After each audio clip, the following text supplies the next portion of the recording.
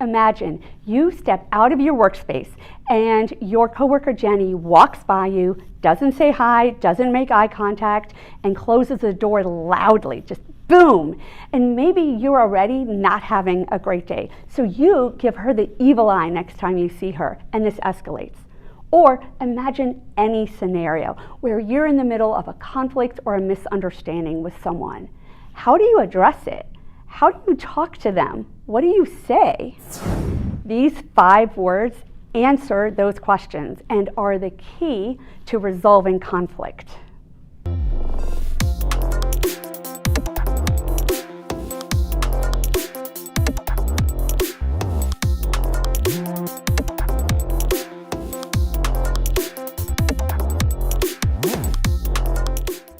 Hi, I'm Shari with OLTD, and in previous videos linked below, we looked at how conflict even happens in the first place and how to prevent it from escalating.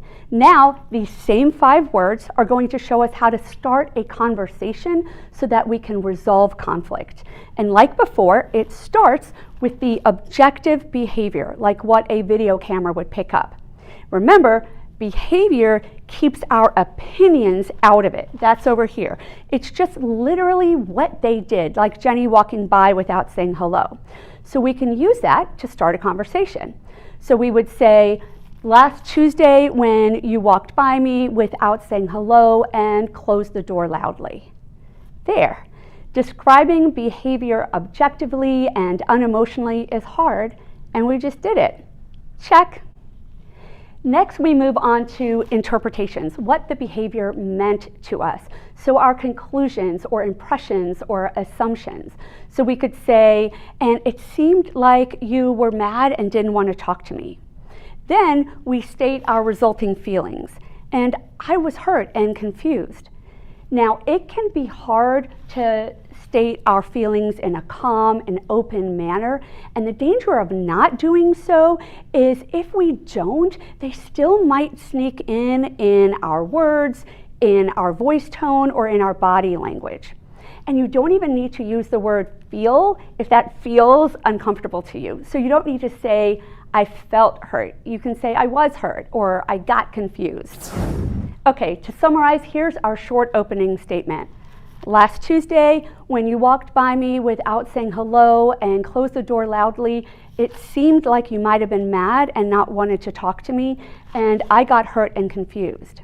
Then, you need to immediately hand the conversation over to them. So you say something like, could you share what might have been going on from your perspective? If that's all you do, you've already started the conversation in a calm, non-judgmental way and invited them to share what's going on with them, which is so much better than the two of you ignoring each other. And here are 3 hints to help you be even more successful. Hint number 1, you can leave interpretations out of it entirely, since they can cause defensiveness. So it would be last Tuesday when you walked by without saying hi and closed the door loudly, I got hurt and confused, and I'd really like to hear your perspective of what might have been going on with you. Hint number 2, if you do choose to share your interpretations, always be clear that they are not accusations. So you're not saying that Jenny was mad, just that it seemed that way to you. And actually use words like that, like it seemed, I figured, I got the impression, I thought. And if you followed Brene Brown's work at all, you might have heard her say, the story I'm telling myself. So we could use that. Last Tuesday morning, when you walked by without saying hi or making eye contact, the story I started telling myself was that you were mad at me and you didn't want to talk to me. Is that what's going on with you? And notice that time, I left out feelings entirely and it still worked great. Hint number 3. You can actually reverse this whole thing and say it in the opposite direction, because it can seem kind of accusatory to start right off with you, like you walked by me. So instead, start with an I statement from your own perspective, like I was confused and I got a bit hurt because it seemed like you were mad at me when you walked by the other day without saying hi and closed the door loudly while I was standing there. Could you share what was going on with you? Okay, So we've started the conversation by going in either direction, and now they're talking, which means they might get defensive or even accuse us of stuff. And instead of letting that control your response and you getting defensive as well, you can keep the rest of the cycle in mind to help calm the situation and yourself down. And you do that by keeping your wants in mind.